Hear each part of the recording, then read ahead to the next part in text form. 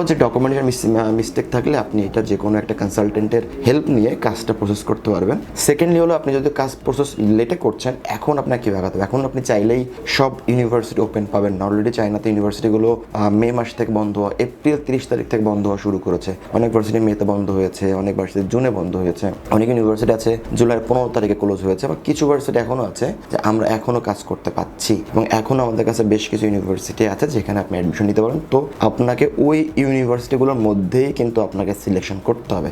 এখন আপনি যদি আমাকে বলেন যে আমার অমুক ভার্সিটি লাগবে, যে ভার্সিটিটা অলরেডি মে মাসে বা জুন মাসের 15 তারিখে বন্ধ হয়েছে বা জুলাই মাসে 15 তারিখ বন্ধ হয়েছে, আমার পক্ষে বা কারোর পক্ষে সম্ভব না ওই ভার্সিটিতে অ্যাপ্লিকেশন করে দেওয়া। যেটা বন্ধ হয়েছে সেটা টোটালি ক্লোজ, যেটা ওপেন আছে সেটা নিয়ে আপনাকে ভাবতে হবে। এবং ওই ভার্সিটিগুলোর মধ্যে আপনাকে ফিস স্ট্রাকচার দেখতে হবে, যেগুলোর মধ্যে ওপেন আছে সেই ফিস স্ট্রাকচারগুলো আপনার সাথে যায় কিনা। আপনার সাথে যায় কিনা বলতে আমি বোঝাচ্ছি, চায়নাতে মেইনলি স্কলারশিপ অফার করে, যেখানে tuition fees free, hostel fees free, অথবা টিউশন ফিস ফ্রি, অথবা পার্শিয়াল স্কলারশিপ। এখন আপনার ফান্ডিং কম, আপনি ফুল ফ্রি নিয়ে বসে আছেন, ফুল ফিসে যাবেন না। এখন আপনি যদি কাউকে বলেন ফুল ফ্রি ম্যানেজ করতে, মার্কেটে যদি না থাকে, ভার্সিটি যদি ওপেন না থাকে ওই ফুল ফ্রি ভার্সিটি, কে আপনাকে দিবে? দ্যাট মিনস এখন আপনার ফান্ডিংয়ে যে ব্যাপারটা থাকবে সেটা আপনাকে অ্যাডজাস্ট করতে হবে। যেগুলো আছে এইগুলো আপনি ক্যারি করতে পারেন কিনা। যদি ক্যারি করতে পারেন তাহলে আগাবেন, না হলে আগাবেন না। চীনে উচ্চশিক্ষায় আর মাত্র কিছুদিনের মধ্যেই সেপ্টেম্বর 26 ইনটেক বন্ধ হয়ে যাবে। তবে সুযোগ কিন্তু এখনও আছে, শুধু সময় কম। এই সময়ে যে সকল শিক্ষার্থী চায়নাতে সেপ্টেম্বর ইনটেকে আবেদন করতে চায়, তাদের আসলে কী করণীয়, কিভাবে আগালে তাদের অ্যাডমিশনটা নিশ্চিত হবে, এবং কিভাবে অ্যাডমিশনটা নিলে তারা সঠিক সময়ে নতুন শিক্ষার্থীদের সাথে একই দিনে ফ্লাইট করে ক্যাম্পাসে উপস্থিত হতে পারবে।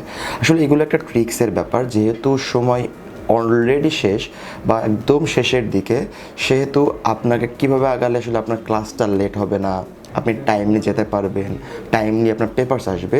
সো এই ব্যাপার নিয়ে একটু আলোচনা করবো। আসলে আমাদের অনেক শিক্ষার্থী ও অভিভাবক আছেন যারা আসলে সঠিক সময়ে প্রসেসটা সম্পন্ন করতে পারেননি অনেক রকম ইস্যুর কারণে। তার মধ্যে একটা মেজর ইস্যু আমরা যেটা পাই সেটা হলো ডকুমেন্টেশন। তাদের ডকুমেন্টেশনটা রেডি হয়নি, বা অনেক শিক্ষার্থীর আছে যে ডকুমেন্টেশনে কিছু স্পেলিং মিস্টেক আছে, বাবার নামে ভুল হতে পারে, নিজের নামে মিস্টেক হতে পারে। সো এই সকল কারণে তারা অলরেডি পিছিয়ে পড়েছে। এখন কি করণীয়? এখন কিভাবে কাজ করলে আপনি অ্যাডমিশনটা পাবেন? তাকে সময়গুলো শেষ করে ফেলেছেন, এখন আর ওইটা নিয়ে ধরে থাকলে হবে না। চায়নাতে আসলে নিয়ম যেটা বলে সেটা হলো, আপনার যদি কোনো ডকুমেন্টস মিস্টেক থাকে, বাট আপনাকে সবার আগে ডকুমেন্টস রেডি থাকতে হবে। সবার আগে একটা পাসপোর্ট আপনাকে থাকতে হবে অবশ্যই। এমন না যে পাসপোর্ট নাই, কি করবো না, পাসপোর্ট থাকতে হবে। দেন আপনার SSC certificate, marksheet, HSC certificate, marksheet, এগুলো আপনার হাতে থাকতে হবে। মিস্টেক হতে পারে, মিস্টেক হলে নিয়ম হলো যে আপনি যে কোনো একটা লয়ারের কাছ থেকে একটা নেম কারেকশান, একটা এপিডোপিট করে নেবেন। ওই এপিডোপিট নেম কারেকশানটা দিয়েই আপনি কিন্তু আবেদন করতে পারেন। অলরেডি আমরা কিন্তু এই ইনটেকে কয়েকটা শিক্ষার্থীর এই সেম প্রবলেম ছিল। আমরা কিন্তু অলরেডি এই নেম কারেকশন সার্টিফিকেট দিয়ে তাদের কিন্তু আলহামদুলিল্লাহ অ্যাডমিশন এনেছি, এবং তাদের ভিসাও কিন্তু হয়ে গিয়েছে। সো একটা হলো যে ডকুমেন্টের মিস্টেক থাকলে আপনি এটা যে কোনো একটা কনসালটেন্টের হেল্প নিয়ে কাজটা প্রসেস করতে পারবেন। সেকেন্ডলি হলো আপনি যদি কাজ প্রসেস লেটে করছেন, এখন আপনাকে কী আগাতে হবে? এখন আপনি চাইলেই সব ইউনিভার্সিটি ওপেন পাবেন না। অলরেডি চায়নাতে ইউনিভার্সিটিগুলো মে মাস থেকে বন্ধ হওয়া, এপ্রিল 30 তারিখ থেকে বন্ধ হওয়া শুরু করেছে। অনেক ভার্সিটি মেতে বন্ধ হয়েছে, অনেক ভার্সিটি জুনে বন্ধ হয়েছে, অনেক ইউনিভার্সিটি আছে জুলাই 15 তারিখে ক্লোজ হয়েছে, বা কিছু ভার্সিটি এখনও আছে যে আমরা এখনও কাজ করতে পারছি, এবং এখনও আমাদের কাছে বেশ কিছু ইউনিভার্সিটি আছে যেখানে আপনি অ্যাডমিশন নিতে পারেন। তো আপনাকে ওই ইউনিভার্সিটিগুলোর মধ্যেই কিন্তু আপনাকে সিলেকশন করতে হবে। এখন আপনি যদি আমাকে বলেন যে আমার অমুক ভার্সিটি লাগবে, যে ভার্সিটিটা অলরেডি মে মাসে বা জুন মাসের 15 তারিখে বন্ধ হয়েছে বা জুলাই মাসে 15 তারিখ বন্ধ হয়েছে, আমার পক্ষে বা কারোর পক্ষে সম্ভব না ওই ভার্সিটিতে অ্যাপ্লিকেশন করে দেওয়া। যেটা বন্ধ হয়েছে সেটা টোটালি ক্লোজ, যেটা ওপেন আছে সেটা নিয়ে আপনাকে ভাবতে হবে। এবং ওই ভার্সিটিগুলোর মধ্যে আপনাকে ফিস স্ট্রাকচার দেখতে হবে, যেগুলোর মধ্যে ওপেন আছে সেই ফিস স্ট্রাকচারগুলো আপনার সাথে যায় কিনা। আপনার সাথে যায় কিনা বলতে আমি বোঝাচ্ছি, চায়নাতে মেইনলি স্কলারশিপ অফার করে, যেখানে tuition fees free, hostel fees free, অথবা টিউশন ফিস ফ্রি, অথবা পার্শিয়াল স্কলারশিপ। এখন আপনার ফান্ডিং কম, আপনি ফুল ফ্রি নিয়ে বসে আছেন, ফুল ফিসে যাবেন না।